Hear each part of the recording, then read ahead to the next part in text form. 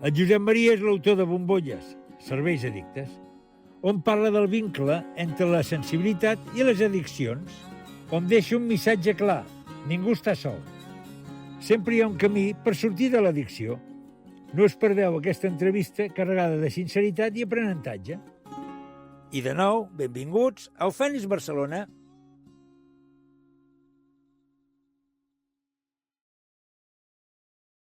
Bon dia, gent d'Eufènix. Avui tenim una persona molt especial, el Josep Maria Tarrés, que, a part de fer moltes coses, una de les primeres que va fer, no ho sé, ara jo explico una mica i llavors ja podem equivocar i tot. Però una de les primeres que va fer, va estar 2 dècades fent, va tenir una productora d'audiovisual per donar veu, precisament, una mica el que estem fent nosaltres també, donar veu a gent que té coses per explicar que trenquen per dir d'una manera, trenquen motllos, no? I llavors es va plegar d'això i em sembla que es va ficar al món dels bolets i em sembla que és prou interessant com perquè ens expliquis tu una mica com ha anat tota una pinzelladeta de com ha anat tota la teva transformació. Sí, de fet va ser tot a causa d'una gran casualitat, com la majoria de coses que ens passa, perquè de fet la meva formació, a mi el meu pare em va posar a estudiar mecànica perquè, des de Solsona anar a fer una carrera fora sempre ho veien com molt lluny i per ell era molt important que jo tingués un ofici. El que passa que era un ofici que a mi realment ni em motivava ni em va agradar mai. I als 26-27 anys vaig marxar de Solsona i la primera feina que em va sortir a Sabadell, curiosament, era amb un tema de publicitat, algo que jo no havia estudiat mai. Allà vaig començar amb el tema de la comunicació, diaris, ràdio, per acabar a una televisió i la cosa em va apassionar tant. Suposo que ja em venia perquè a mi tot el tema cinema sempre m'ha agradat molt i la cosa és que a partir d'allà vaig engrescar amb uns companys de muntar una productora, sobretot per donar veu a tots els temes que ara sí que se'n parla molt, temes d'ecologia, de medi ambient, de medicina alternativa, però llavors eren bastant desconeguts, o com a mínim no hi havia tanta difusió com ara. I el que vam fer és això, donar veu a diferents persones que promovien, diguem, tot aquest món més sostenible, per dir-ho d'una manera, no? El que passa que el 2008-2010, amb la crisi, el tema va començar a decaure, ens costava de cobrar, ens costava de pagar, i llavors un dia també, arrel de pujar aquí a la muntanya a agafar uns bolets, jo vivia a la Floresta, vaig muntar una parada allà els diumenges i allà va començar el tema del bolet, que ja em ve també de família. El meu pare collia tòfones juntament amb els seus gossos, els meus tiets, vull dir que era algo que ja em venia dels meus ancestres, per dir-ho d'una manera. Així vas començar un altre cop amb el món dels bolets, que era el que et havien ensenyat de petit, no? Sí, són aquestes coses que és curiosa de que potser la família d'alguna manera o la teva llinatge ja té com un camí una mica predeterminat, però evidentment jo tenia unes altres inquietuds. Llavors per mi el bolet sí que és veritat que m'hi vaig iniciar, inclús en venia i en buscava i feia una mica així de trepitxeos amb el bolet, el que seria el comestible. Després també vaig donar-me compte que hi havia la part més medicinal, com és el bolet que tu també coneixes, el shiitake, el maitake, tots aquests altres que li donem aquest ús, diguem-ne més, que inclús ara hi ha alguna empresa que es dedica a comercialitzar-ho en forma terapèutica. I després vaig anar una miqueta més enllà i vaig trobar-me també amb els bolets més enteògens, no? Com seria tot el tema de la psilocibina, la manita muscària, que aquí és tot un món que se'n va obrir nou, però que també és veritat que gràcies a tots aquests anys de la productora, al fer entrevistes amb molta gent molt interessant, sobretot de medicina natural o diferents teràpies, és on a mi va sorgir tota una búsqueda, una mica també per sanar-me a mi mateix, i que em va portar cap a camins que mai hagués pensat. Sí, jo amb el tema bolets també m'havia agradat molt i vaig muntar una empresa del món dels bolets. I, Sí, ja tenim alguna cosa en comú. sí, però jo, poder, el món del bolet, doncs jo era més aviat el món, diguem, el bolet comercial, no? Comercial, en aquella època era quan començava, ara parlo de 20 i pico d'anys enrere, ara començava llavors el tema Chitake, començava el tema, tot el tema aquest del Demeco i tots aquests bolets de cultiu que venien més de poder de Xina, no? Perquè per mi els reis del món del bolet són els xinos. Sí, perquè, per exemple, tenen el reishi, que de fet en diuen també el bolet de l'emperador, suposo perquè se'n surt pocs i el devia ser només accessible a persones així, diguem-ne, d'una èlit, De molt diner. però que és com el bolet de l'eterna joventut, en diuen. Vull dir, és un bolet amb moltes propietats, inclús diuen que anticancerígenes i tot. Sí, sí. I bueno, jo em vaig dedicar a això, però llavors amb el tema bolet, com que no acabàvem de... Hi havia una temporada que teníem molta feina i una altra temporada que no sabíem què fer. Encara que toquéssim tòfones i coses d'aquestes, però no. Era una mica... Llavors va ser com vam començar a introduir fruites del bosc i tot, bueno, i ja va ser il·limitat tot el que era diguem-ne, de cuina, no? Però bueno, aquí és el tema aquest de bolets que no conec, això sí que em llama molt, em llama molt. Sí, a mi em va obrir tot un camp. De fet, per acabar parlant una miqueta, que em sembla que volies comentar amb el tema del llibre que he escrit i tal, que és una mica, vaig anar a parar, sobretot amb el tema de les addiccions, gràcies una mica a tot aquest recorregut, tant a nivell de diferents teràpies, tallers infinits que vaig fer, coses inversemblants que de fet, d'alguna manera volia canviar coses de la meva vida que no funcionaven, i quan la medicina al·lopàtica no et dona una resposta clara, evidentment busques per allà on sigui. I a mi em va... La productora, els reportatges que feia, ara veient-ho amb la distància, realment era més la meva pròpia búsqueda que no de vegades potser les ganes o no que tenia jo de difondre molts missatges, no? Llavors era aquesta búsqueda meva, i tot i que anava fent teràpies i històries, em donava compte que hi havia coses de la meva vida que continuaven igual. No sé si potser, em sembla que hi ha una frase de l'Einstein que diu si tota la vida fas el mateix no esperis cap resultat diferent. Exacte, cap canvi, no? I aquí és on em vaig començar a aprofundir amb el tema de les addiccions, que això ja és més aquests últims anys, perquè molta gent sí que és veritat que té al cap com a addicció, doncs, no sé, l'alcohol, el tabac, substàncies, però realment estem tan addictes a tantes coses que realment la paraula llibertat és gairebé una utopia. Llavors, cap aquí és on em vaig endinsar i és on m'he endinsat més aquests últims anys, cap al tema de veure fins a quin punt som addictes i esclaus a la vegada, no? Sí, el més, crec, més bèstia és que tothom som esclaus i tothom es pensa que és lliure, no? Bueno, és que la paraula llibertat, que avui en dia, doncs, no sé, escoltem qualsevol programa, sobretot els polítics, en van plens, no?, de la paraula democràcia, llibertat, i clar, dius, fins a quin punt sempre esperem que tot ens vingui donat des de fora, no? La llibertat ens l'han de donar, ens han de donar la salut, ens han de donar la seguretat. Sempre hi ha aquesta búsqueda cap a fora, que va molt lligat amb el tema de l'addicció. Sí, perquè sempre hi ha gent que vol treure profit d'aquestes coses i et venen a enfocar, des que tenim ús de raó, crec que ens estan enfocant cap a on els interessa més, no? I llavors ens diuen que som lliures. Sí, és per això et dic que de fet és una utopia, quan realment la llibertat és quan et pots anar desprenent d'aquestes addiccions o d'aquestes dependències, per dir-ho d'una manera, vas veient que realment les teves decisions les vas prenent des d'un altre lloc. I vas trobant el que realment et motiva. A tu et diríem tocat del bolet i a mi tocat de l'ala, perquè jo el que a mi em motiva són els animals, i sobretot els ocells.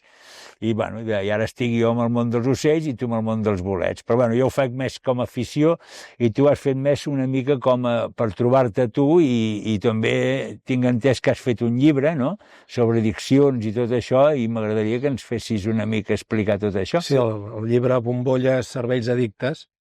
Que el títol també està guai. Bueno, de Bombolles, mira, jo el títol no ho tenia molt clar, i va ser una de les noies que em van revisar el tema de l'ortografia i una mica també l'estil, que em va dir, la paraula bombolles, diu, surt bastantes vegades en el llibre.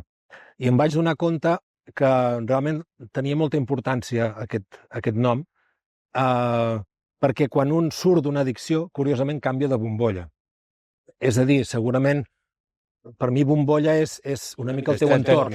Està tancat amb Clar, és el teu entorn. Segurament, doncs jo què sé, entre la gent que jo puc tindre d'amistats a un Facebook o tu, segurament tenim bombolles diferents, ens movem amb un tipus de gent igual diferent.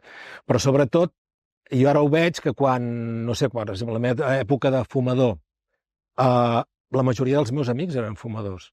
I, de fet, quedaves, lo normal, quedes en una terrassa per fer la cervesa, per fer el cigarret, i, evidentment, comparteixes, diguem-ne, addicció amb aquesta gent. Un cop abandones aquesta addicció, gairebé no té tant sentit, perquè per mi ara anar a un bar no li trobo el sentit d'abans. Perquè és una mica l'alcohol, el tabac, això et fa que també socialitzes a un nivell que, curiosament, jo sempre havia pensat que era molt sociable i ara veig que no en soc tant.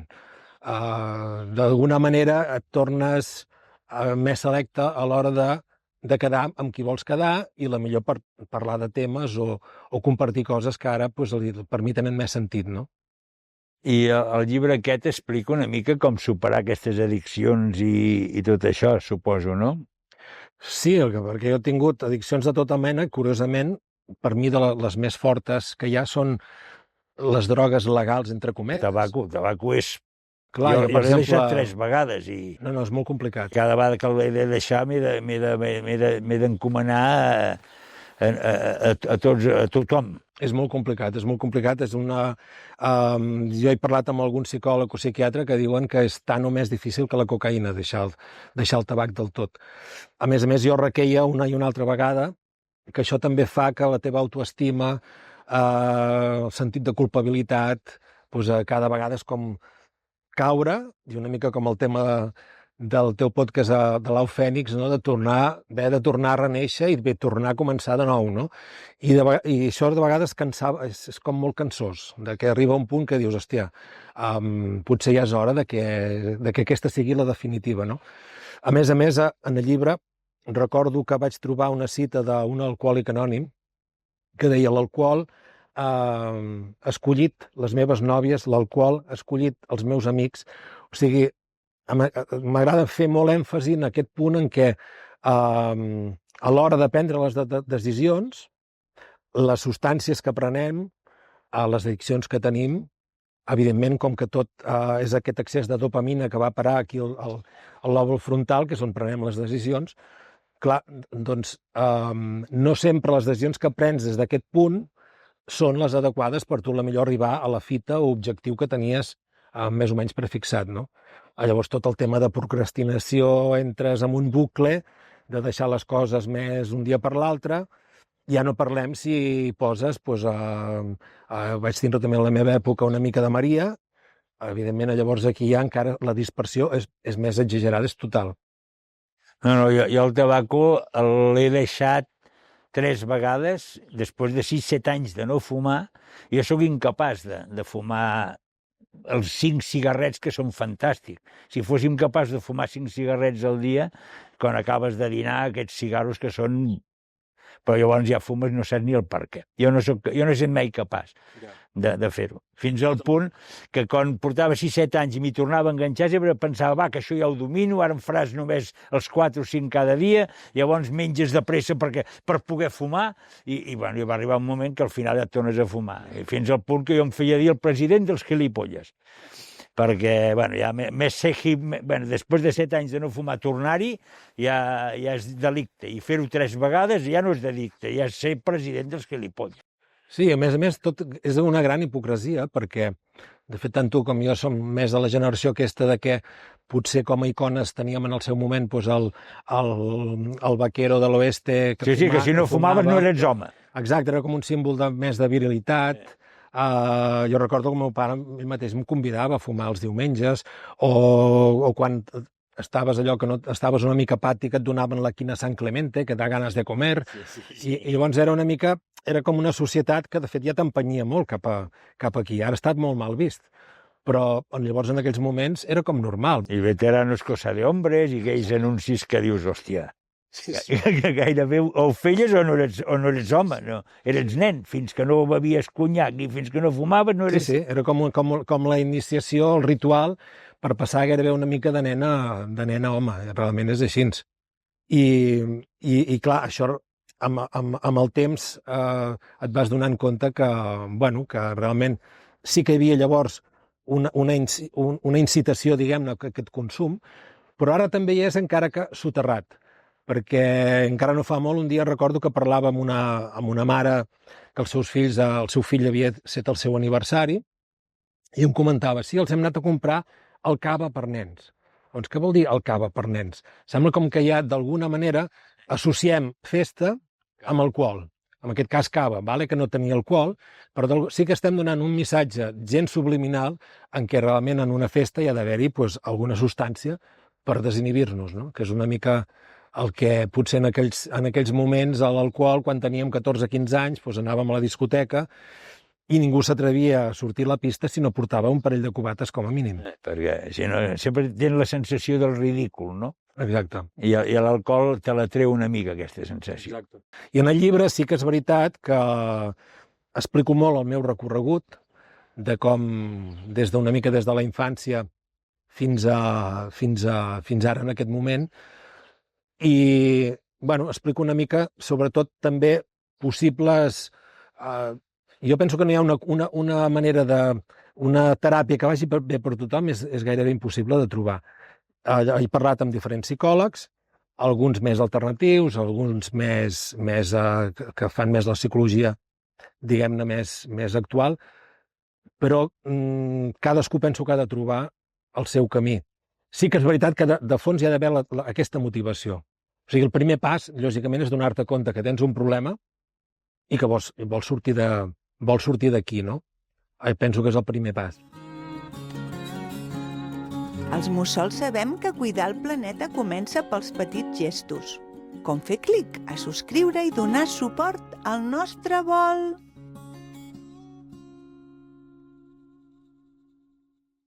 Bueno, doncs aquest és el llibre, el presento a càmera, perquè es vegi. Llavors, aquest llibre, si algú el vol llegir, el vol comprar o hi ha algun puesto que l'ensenyin o que d'això... Sí, ara hi ha algunes botigues, de fet, com ha sigut una autoedició, ara estic en aquest punt una mica de difusió, que aprofito per si algú el vol distribuir, i jo encantat de la vida. Ara està en algunes botigues, algunes llibreries d'aquí del Solsonès, i si m'escriuen també el puc enviar sense cap problema. Perfecte. Doncs considero que com és que et vas atrevir a fer un llibre sobre el tema aquest? Què és, les teves experiències, la gent que has conegut o... Si m'ho paro a pensar bé, sí que és veritat que sempre hi havia, no sé si a tu t'ha passat allò que dius a la vida, t'agradaria fer X coses, que la majoria que m'he proposat les he fet, i escriure un llibre per mi era com ho veia com una empresa tan gran, perquè jo quan anava a l'escola fer una pàgina de redacció ja em costava molt. Benvingut. Clar, era com un repte, no? I pensava, perquè una mica és allò del síndrome de la fulla en blanc, i la manera que he tingut ha sigut molt amb la gravadora, quan em venia una reflexió gravar-la i després escriure. Ha sigut una mica el procés. Però mentre ho he anat fent, sí que m'he donat compte que sí que és molt terapèutic, perquè d'alguna manera, així com he dit que el primer pas per solventar una addicció és donar-te en compte, en aquest cas, per mi m'ha servit una mica, és evident que m'he exposat, i de vegades vivint en un poble això et pot costar una mica, perquè diguem-ne que és una part, com en diríeu, més ombrívola o més fosca que tenim tots, que de vegades no ens agrada mostrar. El fet de mostrar-la és una manera de donar-li llum. I per mi això ha sigut bàsic, perquè és una manera també d'acceptar-te, d'acceptar que realment hi ha coses que jo les tinc que tindre lluny, i jo quan dic soc addicte no em refereixo que era la típica persona que bevia alcohol fins a caure a terra, mai ningú m'ha hagut de portar a casa, però sí que és el consum diari ni que sigui en poca quantitat, hi ha persones que tenim un sistema nerviós que ens afecta més que d'altres. I en aquest cas, a mi, que sempre l'he tingut molt delicat, doncs això, el tabac, l'alcohol, aquestes substàncies, són molt lling, molt disperses. Llavors, a mi feia que em costava molt de centrar-me en les coses. I el sol fet d'escriure ja ha sigut un gran repte i a la vegada començar i acabar un projecte, que a mi això de vegades em costava. Jo tenia molta facilitat en començar coses i de vegades molta dificultat en acabar-les. En aquest cas, en un any va sortir a la llum, no? I això per mi ha sigut també una manera de poder comprovar que el fet de deixar aquestes substàncies m'ajuden a poder que els projectes aterrin, per dir-ho d'una manera, no? I evidentment que suposo que el que llegeixi aquest llibre el pot ajudar bastant a buscar alternatives per poder deixar els vicis que realment t'enganxen, no? Sí, és evident, jo ni soc psicòleg i evidentment aquesta és la meva experiència i no voldria equipar-lo de vegades d'una mica de les coses que m'he anat trobant en el camí de diferents substàncies, parlo també dels diferents enteògens, que em sembla que un dia en parlarem en alguna entrevista posterior.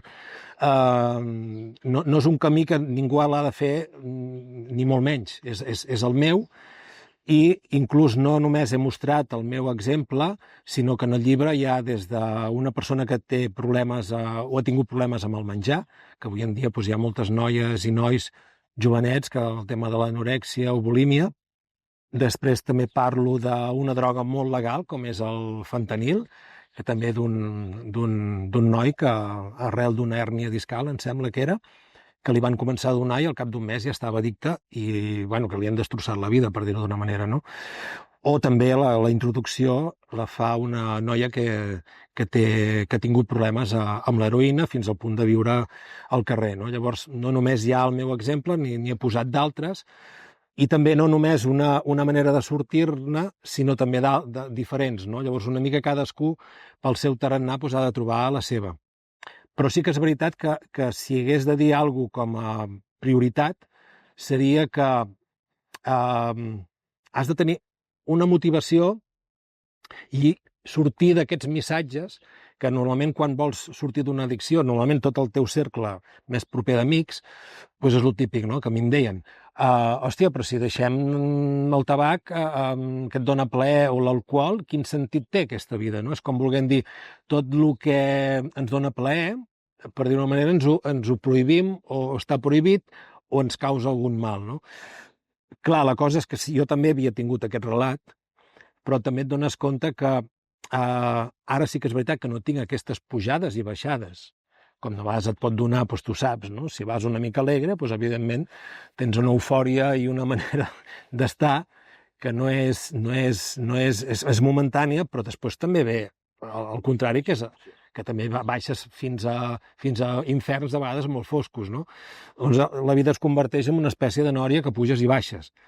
Sí que és veritat que ara no tinc aquests punts tan bèsties de dopamina que et fa estar en un estat molt eufòric, però estic en una manera, diguem-ne, més equilibrada, em sento més en pau.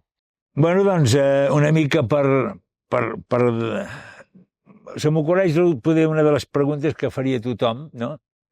I quin consell li donaries a una persona per deixar que sigui addicte a alguna cosa? A part de que amb aquest llibre segurament pot ajudar molta gent i que convidem a molta gent a que el llegiu, perquè no solament has de ser addicte, suposo, sinó també pots tenir una perspectiva de la gent que... Bueno, com a mínim descobriràs addiccions que no sabies que les tens. I així què li diries a una persona addicta una mica per sortir-se'n? Bueno, primer de tot, esperaria que em demanés el consell, perquè si alguna cosa he après és no donar consells amb el sentit el qui no te'l demana, perquè no tothom en vol sortir. I molta gent ja està d'acord amb com té la vida, no? Evidentment, si una persona, ella es pensa que és feliç de la manera que viu, jo no sóc ningú per dir-li revisa la teva vida, si tens una addicció i surten, no? Això no ho faria mai. Ara, si a mi amb una persona em ve i em diu, escolta, no sé, em passa això, tinc problemes amb la feina, amb les parelles, la meva vida és una ruïna per aquí o per allà, segurament sí que el convidaria a dir, revisa si hi ha alguna addicció que fa que no t'ajudi a prendre unes decisions adequades. Això és el primer de tot. Però primer sí que és aquest primer pas de que un ha de voler-ho. Sí, se n'ha de donar, ho ha de reconèixer. Clar, llavors, donar consells, en aquest cas, jo no donaria consells a ningú, sinó al qui realment senti que està atrapat, perquè no deixa de ser una esclavitud. De fet, addicte ja ve de l'imperi romà, que era addictus de, que volia dir que ets esclau d'algú. Vull dir que només mirant els sinònims d'aquesta paraula ja ha de fer pensar molt, no? Perquè quan dius addicte és encadenat, és esclavitud, és tot aquest món que estàs atrapat dintre d'aquesta bombolla que ets tu que n'has de voler sortir. L'has de voler esclatar tu. Doncs bueno, perfecte. Així a veure que hi hagi molta gent que trobi el que realment, o la paraula o la inquietud per voler-se'n sortir de les històries. Bueno, i tu acabes de dir que trobi, i això també és interessant, perquè potser sí que una de les coses que ajuda molt a tothom és quan tens... perquè una addicció el que fa és que normalment prioritzes allò per sobre de tota la vida. Quan tens un objectiu clar, o una motivació, o alguna que t'apassioni, no? Que t'enamores d'algú, penso que això ajuda molt. Sí, que tenir alguna per què agafar-te per tenir força per deixar l'altre que te té encadenat. Sí, que et doni aquesta empenta de dir estàs entusiasmat en fer allò i que per poder arribar en aquella fita, una de les primeres coses que has de fer és equilibrar la teva vida. Bé, doncs si algú vol o el convidem a llegir aquest llibre, quan realment se'n vulgui o no se'n vulgui sortir, perquè saber sempre és interessant, no? Doncs moltes gràcies. Moltes de res, i fins aquí ens despedim. Moltes gràcies, molta salut, i fins ara. Ei, gent, us agrada el contingut dels nostres vídeos? Doncs no oblideu a donar-li un like i seguir les nostres xarxes socials. I de nou, moltes gràcies.